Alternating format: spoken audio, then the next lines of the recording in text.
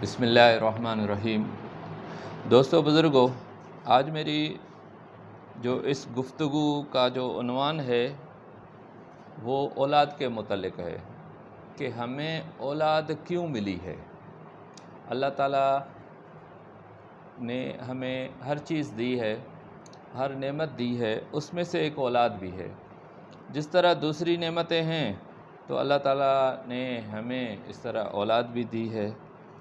تو کیا اولاد ہمیں اس لیے ملی ہے کہ ہم پہلے ان کے نوکر بن جائیں، ان کی خدمت کریں، اور پھر جب یہ بڑے ہو جائیں تو پھر یہ ایکسپیکٹ کریں کہ اب یہ ہمارے نوکر، ہمارے خدمت گزار بن جائیں گے؟ کیا اس لیے ہے؟ اور یا اس لیے ہے کہ ہم جو ہے اپنے بچوں سے پیار کریں، ہم ان کی ساری ضرورتوں کو پورا کریں؟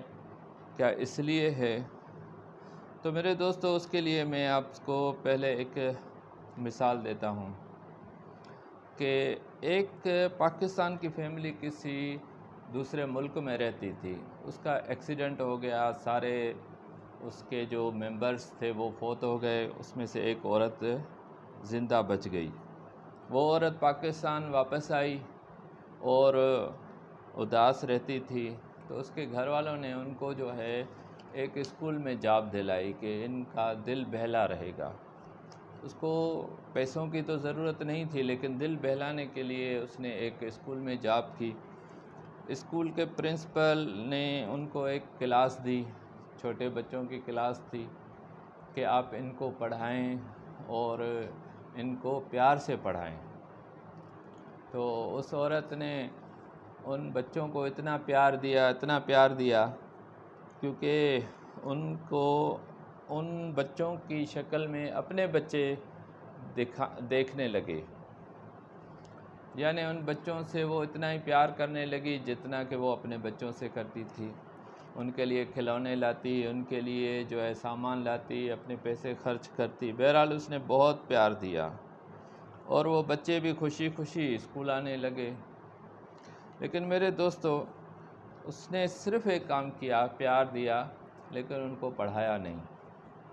اور جب ان کو کسی نے کہا کہ آپ ان کو پڑھائیں، جب اس نے اس کی کوشش کی کہ ان کو پڑھائیں تو اب وہ پڑھنے کے لیے تیار نہیں تھے، اور اس عورت نے بھی کہا کہ اب میں بچوں کی مرضی کے خلاف جو ہے نا ان کو نہیں پڑھا سکتی۔ بہرحال پورا سال گزرنے کے بعد وہ بچے جب فیل ہوئے تو والدین جو ہے وہ پرنسپل سے لڑنے آئے، اور پرنسپل جو ہے وہ اس عورت سے، جو اب وہ ٹیچر تھی، اس ٹیچر سے لڑنے لگا کہ آپ نے جو ہے نا بچوں کے ساتھ کیا کیا ہے، یہ فیل کیوں ہوئے ہیں؟ تو اس عورت نے کہا کہ میں نے تو ان کو بہت پیار دیا ہے۔ تو پرنسپل نے کہا کہ میں نے کب کہا تھا کہ آپ نے ان کو صرف پیار دینا ہے؟ آپ نے ان کو پیار سے پڑھانا تھا۔ آپ نے ایک کام تو کیا، پیار تو دیا، لیکن ان کو پڑھایا نہیں، جو آپ کا اصلی کام تھا۔ بہرحال یہ ایک مثال ہے۔ تو اس ٹیچر کو پرنسپل نے نکال دیا اسکول سے، اور والدین بھی جو ہے اس ٹیچر کو جس نے ان کے بچوں کو اتنا پیار دیا تھا، اور وہ ان کو بھی برا بھلا کہنے لگے۔ تو وہ عورت کہنے لگی کہ دیکھو، یہ میرے پیار کا صلہ ہے، جو میں نے ان کے بچوں کو پیار کیا، ان کا خیال کیا۔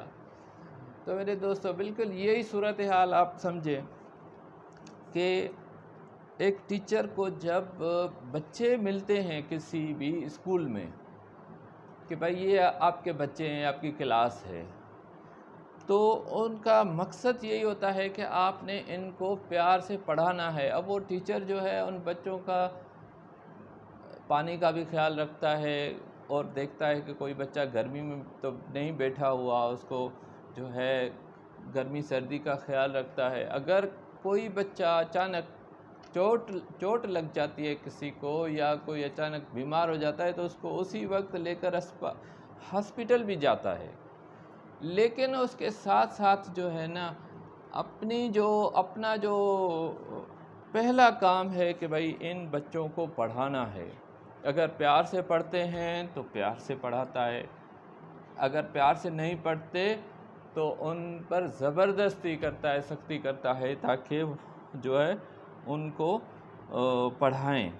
بالکل یہی حال آپ سمجھیں کہ اولاد جو ہمیں ماں باپ کو ملتی ہے تو وہ اس لیے ملتی ہے کہ پہلا تو یہ ہے کہ اولاد سے ہم فائدہ اٹھائیں، کیونکہ اللہ تعالیٰ نے فرمایا ہے کہ متاع الحیات الدنیا، یعنی مال اور اولاد یہ متاع ہیں۔ متاع کہتے ہیں کہ کسی بھی چیز سے پورا فائدہ اٹھانا۔ جس طرح ایک آدمی کراچی جاتا ہے، اس کو ایک سیٹ ملتی ہے یا برتھ ملتی ہے، تو وہ کراچی جاتے ہوئے اس سیٹ سے پورا فائدہ اٹھاتا ہے، لیکن وہ سیٹ اس کی ملکیت نہیں بن جاتی۔ اس کو تھوڑے وقت کے لیے مالک بنا دیتے ہیں کہ یہ آپ کی ہے، اور وہ اس سے پورا فائدہ اٹھاتا ہے، لیکن اس فائدے اٹھانے میں بھی یہ خیال کرتا ہے کہ اس کو نقصان نہ پہنچے۔ بالکل یہی ہے کہ ہمارا جو مال ہے، اب مال کا تو موضوع نہیں ہے، اور دوسری اولاد ہے۔ اور دوسری جگہ اللہ تعالیٰ فرماتے ہیں کہ یہ انما اموالکم واولادکم فتنہ، یہ تمہارے لیے جو ہے وہ فتنہ ہے، یعنی امتحان کی چیز ہے۔ جس طرح ٹیچر کی میں نے مثال دی، ٹیچر کو جب بچے ملتے ہیں تو جو پرنسپل ہے یا اسکول کا مالک ہے وہ کہے نہ کہے، لیکن یہ ٹیچر سمجھتا ہے کہ یہ بچے میرے لیے امتحان ہیں، اگر میں ان کو صحیح پڑھاؤں گا تو مجھے یہ جاب میں رکھا جائے گا، ادروائز مجھے نکال دیا جائے گا۔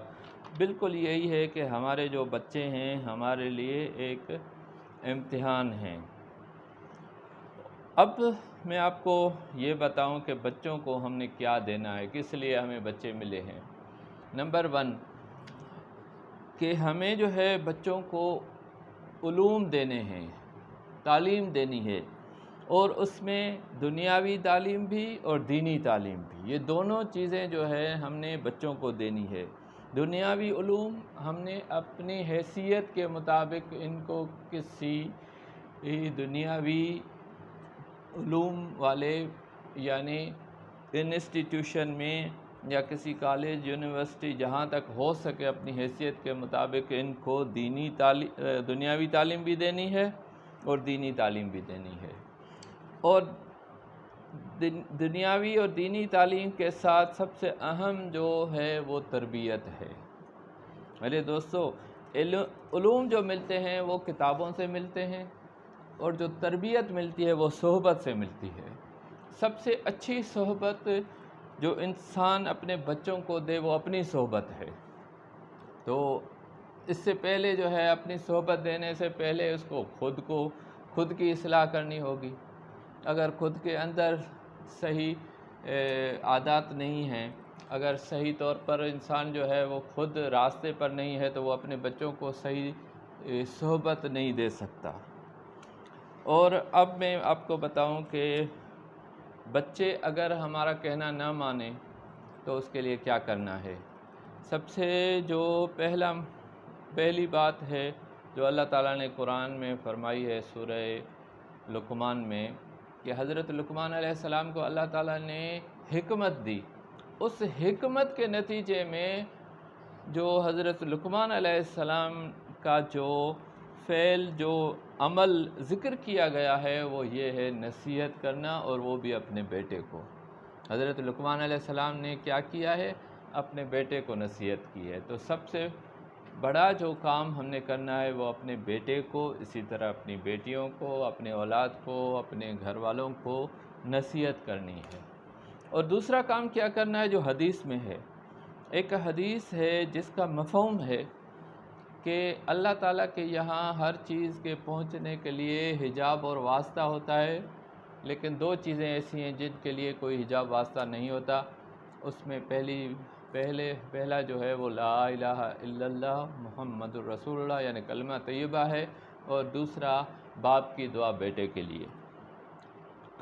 تو اللہ تعالیٰ نے ایک خصوصی پرویلیج اور خصوصی فوقیت دی ہے باپ کو کہ اگر آپ کا بیٹا نہ مانے تو آپ دعا کریں، اس دعا کو میں خصوصی اہتمام سے سنوں گا، اور اس میں کوئی حجاب واسطہ نہیں ہے، اور میں دعا اور یہ تو اللہ تعالیٰ کا ارشاد ہے کہ آپ دعا کرو میں قبول کروں گا۔